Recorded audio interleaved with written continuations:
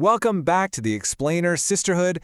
Gather round because today, I really have to ask you, have you ever had to deal with a total monster-in-law? You know exactly the type I'm talking about. The one who makes those little passive-aggressive comments. The one who undermines you at literally every turn. Or maybe the one who actively, deliberately tries to ruin your life. Well, whatever you've personally experienced, grab a comfy seat and a warm drink, because today we are breaking down some of the most unbelievable case studies of toxic family dynamics ever recorded. I mean, we are talking about betrayal so deep and karma so perfectly orchestrated it feels like it has to be a movie. But these are real accounts from our source material today. Okay, let's dive right into this. So it really makes you wonder, what is the ultimate price of toxic family betrayal? Just between us, we are diving deep into the top 3 most jaw-dropping revenge stories today. These are situations where the absolute underdogs, the women who were bullied, dismissed, and completely humiliated, definitively win against some seriously unhinged in-laws. We're going to systematically look at exactly how these women turned the tables. And honestly, it brilliantly illustrates that no matter how much power someone thinks they hold over you, the truth always finds a way out. Just listen to this quote for a second. "I won't leave him until I've gotten his assets." I mean, can you even imagine? We are dealing with unimaginable next-level greed today. That is a direct quote from one of the source accounts we're analyzing. And get this, it was spoken by a mother to her own daughter after stealing her husband. Yeah, you heard that right. That is the caliber of absolute audacity we are unpacking in today's Explainer. Let's move to our first case and see how this all builds up. All right, our first section is Case 1, the genetics checkmate. This brings us to the absolutely wild story of Marina. She's a 26-year-old woman working in general affairs who was pushed completely to the edge by her wealthy, impossibly snobby mother-in-law. So Marina's boyfriend, Travis, was the son of a big-time CEO, and his mother was absolutely determined to make sure Marina never joined their family. The sheer hypocrisy of this woman was staggering. She projected this flawless persona of high society, viciously calling Marina a country hick and constantly mocking her hardworking educator parents. But the reality? Oh, the reality is juicy. This woman who was constantly judging Marina's pedigree had actually been hiding a 30-year affair with her husband's assistant, Mr. Williams. And the person who finally noticed this shocking secret wasn't a high-paid private investigator. Nope, it was Marina's father, who just so happened to be a university genetic researcher. Now this is where the science comes in, and it's brilliant. A dominant trait is a genetic feature. Think of something like a widow's peak that absolutely must be inherited from at least one biological parent. So the crucial point is that during this highly tense, super uncomfortable family meeting, Marina's dad just laid out the facts. He looked right at Travis's arrogant father, who had a perfectly straight hairline. Then he looked at Travis, who had a very distinct widow's peak and drooping eyes.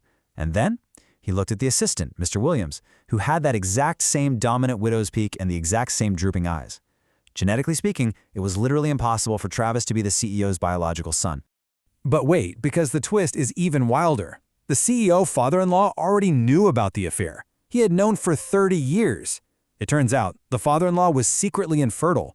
So when he found out his wife was pregnant by the assistant, they made this incredibly twisted deal. He would raise the boy to cover up his infertility, but as his own personal punishment, he hired the lover, Mr. Williams, to be his personal assistant. He essentially kept his cheating wife and her lover right under his thumb, serving him coffee for 3 whole decades as pure unadulterated revenge. Which brings us to Marina's ultimate checkmate. The fallout from this revelation was spectacular to watch. Travis, completely disgusted by his mother's manipulation and lifelong web of lies, completely disowns her. The father-in-law finally, officially, divorces the mother-in-law, completely cutting her off from all that CEO wealth. So this highly arrogant woman and her assistant lover are suddenly forced to move away, living the exact impoverished life she had always mocked Marina for. Meanwhile, our girl Marina and Travis get married, have a beautiful daughter, and live happily ever after. Karma, beautifully executed through basic genetics. You absolutely love to see it. All right, take a deep breath because we are moving right into Case 2, the honeymoon hijack. I am still completely in disbelief over this one. This section introduces us to 30-year-old Megan, her wonderful husband Bob, and the absolute nightmare of a human being that is Bob's childhood friend Catherine. So Catherine had this bizarre, deep-rooted obsession with Bob, constantly texting him and acting like they were destined to be together. And she was totally aided and abetted by Megan's highly toxic mother-in-law. The escalation of this timeline is, well, it's truly criminal.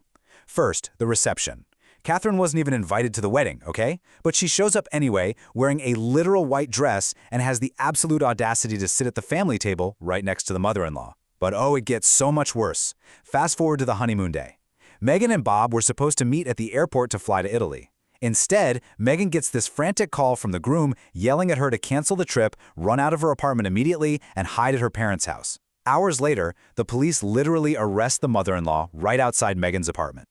So why was she arrested? Because of an absolutely unhinged kidnapping plot. The mother-in-law and Catherine schemed to physically stop Meghan from leaving her apartment. Step 2 was to actually scratch that. It wasn't just a plan. They were literally going to hand Meghan over to the mother-in-law's 50-year-old unemployed brother to keep her physically trapped. And step 3, send Catherine to the airport instead so she could pretend to comfort Bob, take Meghan's place on the flight to Italy, and seduce him on his own honeymoon. I mean, the absolute insanity of it all. Thankfully, the father-in-law overheard this completely psychotic plan and tipped off the groom just in time to get the police involved. Now, Meghan did not just sit back and cry about this. She ruthlessly went on the offensive. During the attempted kidnapping, these women completely destroyed her brand new high-end apartment door by kicking it and smashing it with a heavy fire extinguisher. So Meghan sued them. She sued them for the cost of the door, the building management fees, and the completely ruined, non-refundable honeymoon to Venice. She basically forced these two unhinged women to hand over 20 grand, pushing them right into utter submission. But Catherine's karma wasn't quite finished yet. 3 years later, she tries to marry the wealthy son of a CEO, playing the role of the sweet, innocent, chaste maiden. In reality, Catherine had a history of dating up to 5 men at once, and often married men at that.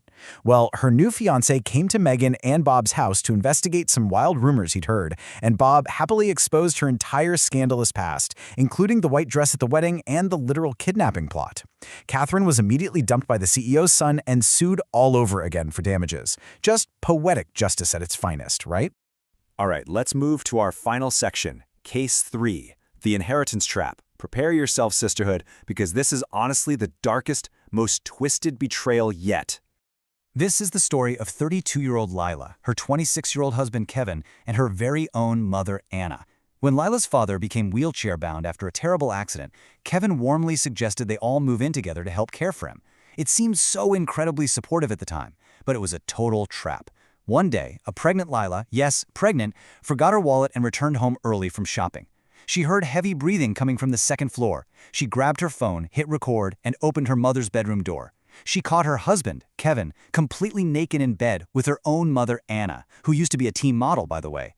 When confronted, this is the chilling excuse Kevin actually gave to his pregnant wife. "I'm sorry, but I find your mother more attractive." If you thought that was bad, Anna had absolutely zero remorse. She proudly declared she was moving out to live with Kevin, but she flat out refused to divorce Lila's wheelchair-bound father. Why? Because she vowed to stay legally married so she could squeeze out his assets and claim his inheritance the second he passed away, using his hard-earned money to fund her luxury lifestyle with her daughter's ex-husband.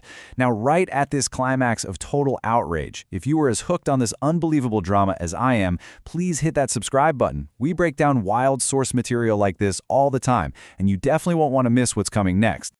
Okay, so Lila is understandably devastated, but her father pulls her aside and tells her not to worry. Why? Because of a secret divorce paper. Here is the glorious piece of information that Anna completely forgot about.